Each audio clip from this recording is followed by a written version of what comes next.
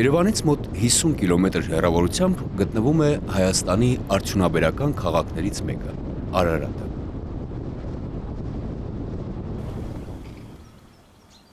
Ամեն առավոտ զարթնելուց մենք նայում ենք ցեմենտի գործարանի խողովակին, եթե խողովակից փոշի դուրս գալիս է, ուրախանում ենք, որովհետև գործարանն աշխատում է։ Քանի որ մեծամասնությունը սնվում է գործարանից, չաշխատելուց կյանքը կանգնում է։ 20-րդ դարի առաջին կեսին այստեղ սկսվեց ցեմենտի գործարանի կառուցումը։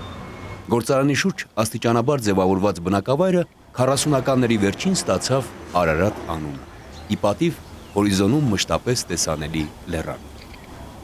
Արդեն 60 տարուց ավելի Արարատը պաշտոնապես դասվում է Հայաստանի քաղաքների շարքին։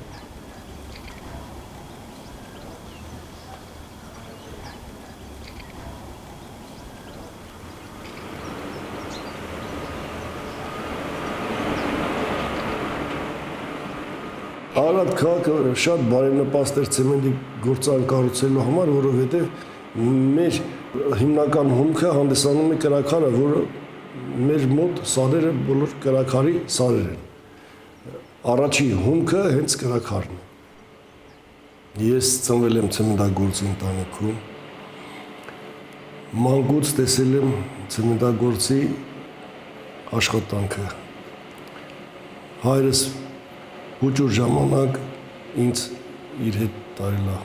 հերթափոխի, իմ համար հարազատ էր ցեմենտի գործարանը։ 38 տարի արդեն ես աշխատում եմ գիզման արտադրամասում որպես պտտվող վառարանի մեքենավար։ 38 տարի հերթափոխով աշխատելու ժամանակ ինձ սովորեցրեց ավելի պատասխանատու, ավելի ռեժիմով, ավելի ճշտապահ լինելը։ Արարատը շատ փոքր տարածք ունի։ Մի ծայրից մյուս ծայր անցնելու համար բավական է 30-ից 40 րոպե միջին քայլերով անցնել։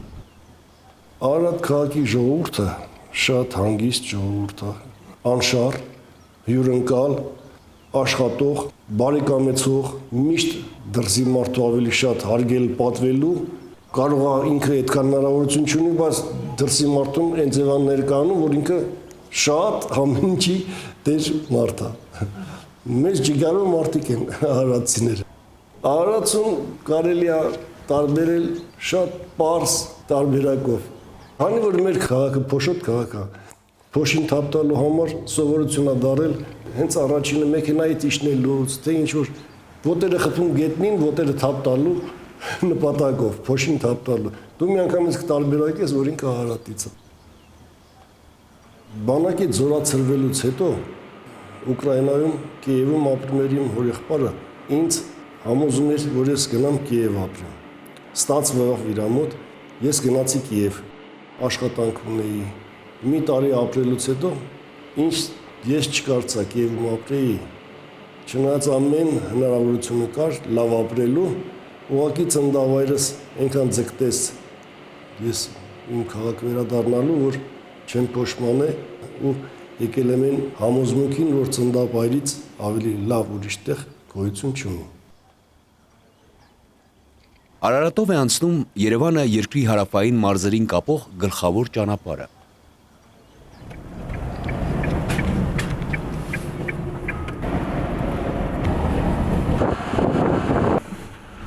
Տասնհինգ տարի շարունակ Անիի ամենօրյա երթուղին նույնն է՝ Արարատից Երևան եւ հակառակ ուղղությամբ։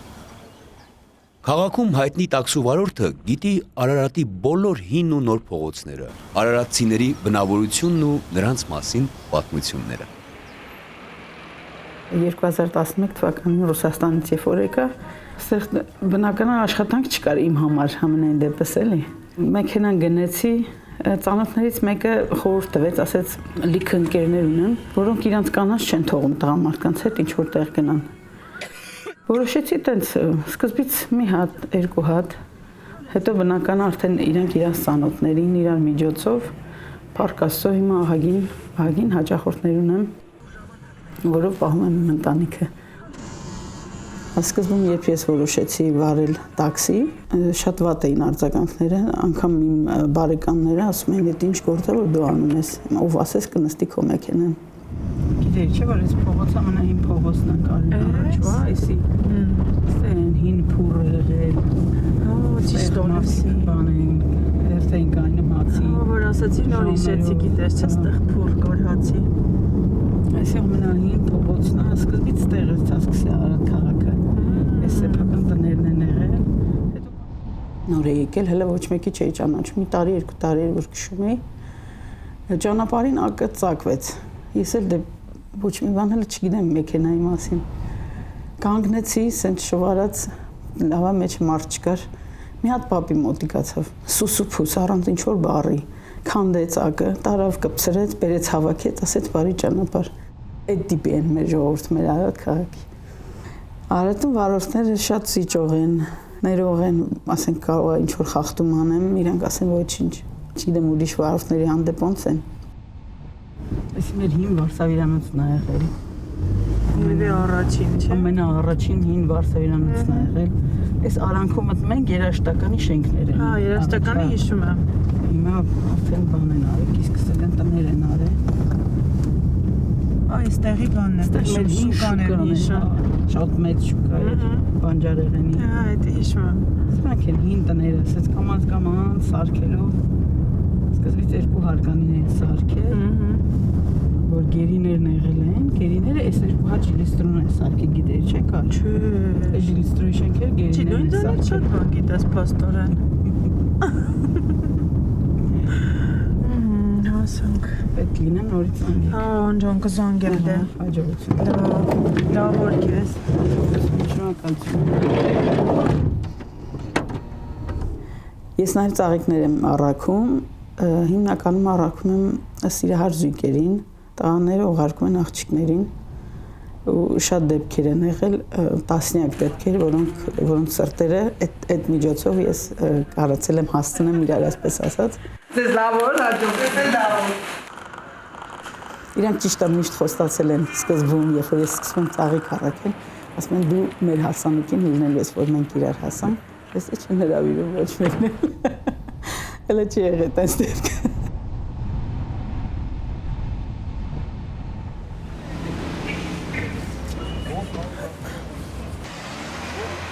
14 քառակուսի կիլոմետր տարածքով քաղաքում շուրջ 18000 մարդ կա։ Քաղաքի առօրյան տեսանելի է բակերում, հրապարակներում եւ մշակութային վայրերում։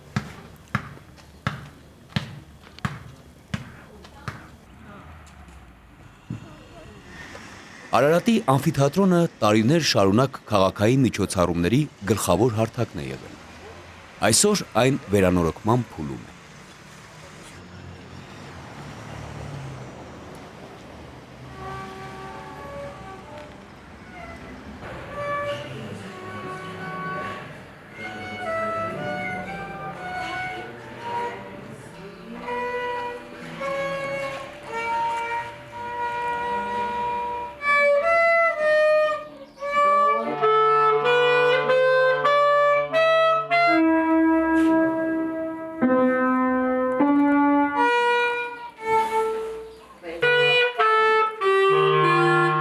Արարատի մշակութային կյանքը կենտրոնացած է տեղի արվեստի դպրոցում եւ մշակույթի տանը, որտեղ գործում են երաժշտական, նկարչական եւ պարային խմբեր։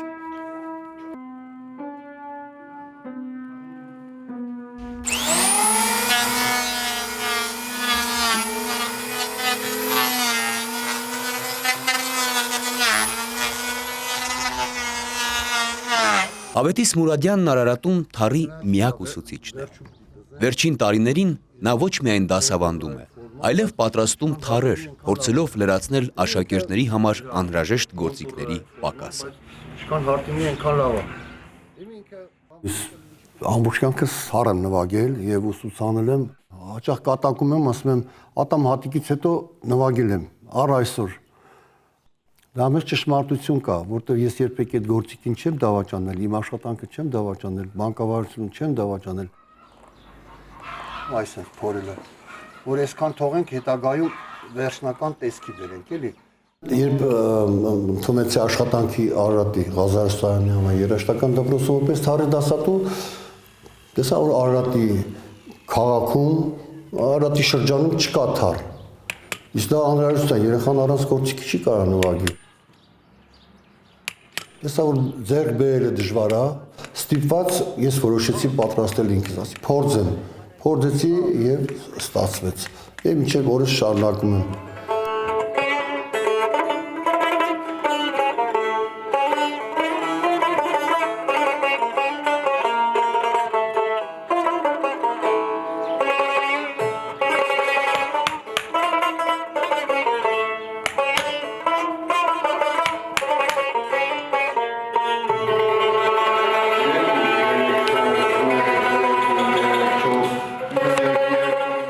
Ներկայիս պայն 5 աշակերտ ունեմ։ Լավ երեխաներ են, շատ սիրահարվել են իրանք, ես հաճախ եմ հարց տալի, ասում եմ երեխեք, կարող է ուզեք, ասենք չնվագեք եկող տարի, բան չի ասում են, ինչ եք ասում, հազիվ սկսել ենք, հետո հետարքեն են, երբ սկսում են մի փոքրիկ մեղեդիներ նվագել, ստացվում է, լավ չեն սիրահարվում այդ գործիքի վրա, շատ սիրում են։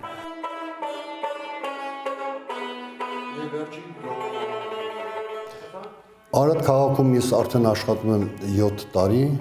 երբ ընդունվեցի հենց առաջին ինձ շատ բարեհամբեր կոլեկտիվ ընդունեց եւ քաղաքը շատ ազնիվ եւ բարդ ժողովուրդ է։ Շատ երաժշտական արարածիկ, շատ։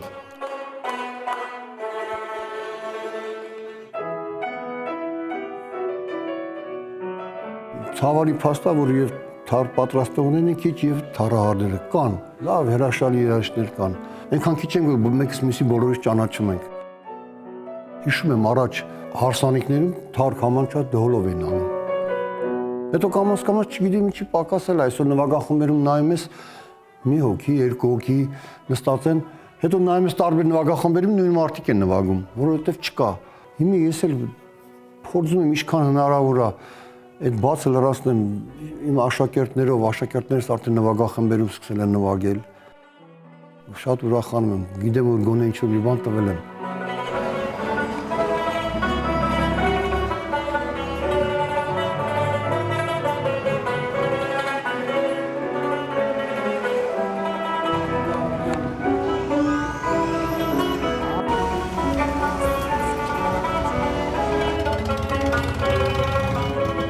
Արարածները սպորտի հանդեպ մեծ սերուն են։ Մեր քաղաքի երեխաների հոգեբանությունը ու մտածելակերպը ուրիշ է։ Այս մեր ցեմենտի քարի փոշին ուրիշ նստվածքա թողե, ուրիշ հիմքա թողե երեխաների մեջ։ Քաղաքում բռնցքամարտի 3 մարզիչ կա։ Գևորգը նրանցից ավագն է։ 40 տարվա ընթացքում արարատցիների արդեն 4-րդ սերնդին է սովորեցնում մարզաձևի բոլոր կանոնները։ Ոնց է դրամատուրգությունը։ Ուժեղ լավ բռնցքամարտիկ դառնալու համար առաջինը պետք է ունենա առողջ սիրտ, տղամարդություն պետք է ունենա։ Մարզիչը իրան տակտիկա, տեխնիկական, ֆիզիկական պատրաստականություն ամեն ինչ կտա, բայց եթե ինքը հոգեբեզ թույլ է, սիրտ չունի, արիություն չունի, ինքը դեռ չի կարող բռնցքամարտիկ դառնալ։ Արատի 4 սերունդը որ պարապել է, իցենը իրանց մեջ հատկությունը կա, բնավորության գիծը կա, նվիրումը կա։ Դրա համար սերունդի սերունդ շարունակում է երեխեքի մոտիկի շփելով ունենալով իրենց հոգեբանության, մոտիկ լինելով իրենց հոգեբանությունները կարող եմ վստահորեն ասեմ 90%-ը կապված է քաղաքի հետ։ Իրանց կյանքը պատկերացնում են քաղաքում։ Դուրս չեն պատկերացնում արտասահմանում կամ ուրիշ տեղեր չեն պատկերացնում քաղաքը, իրենց պապիների, ծնողների շարունակությունը։ Իմ կարծիքով դա գալիս է հողու ջրից, քաղաքի լավ մթնոլորտից, ազնվությունը, բարությունը քաղաքում շատ է։ Փոքր քաղաք է, 80%-ը ժողովուրդը իրար ճանաչում են, հարգանքը, պատիվը, մարգությունը շատ մեծ է մեր քաղաքի։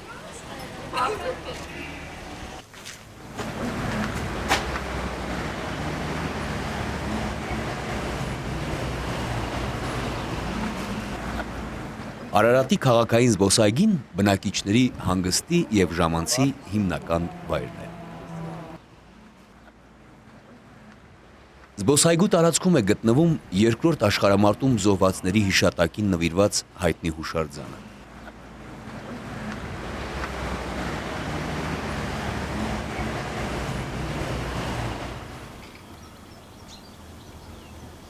Արարատի կենտրոնական հրապարակը կրում է Վազգեն Սարգսյանի անունը։ Այստեղ բեր է խոյանում արարատցի գործչի մոտ 4 մետր բարձրությամբ բրոնզաձույլ արձանը։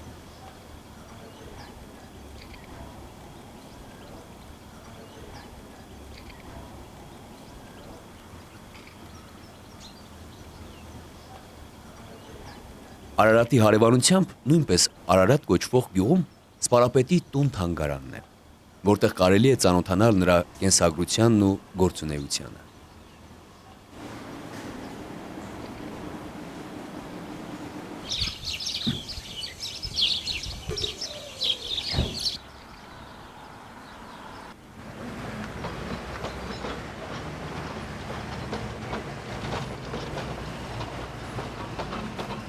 Արարատի երկաթուղային կայարանը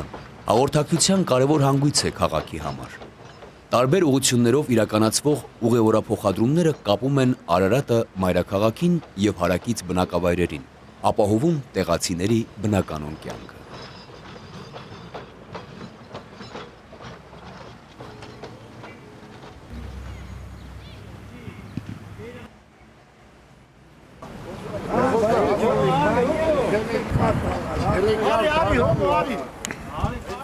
Քաղաքի ամենաակտիվ ու աշխույժ վայրերից մեկը Կոշկակար Էդոյի արհեստանոցն է։ Տղամարդիկ սիրում են հավաքվել այստեղ ու զրուցել ամեն ինչի մասին։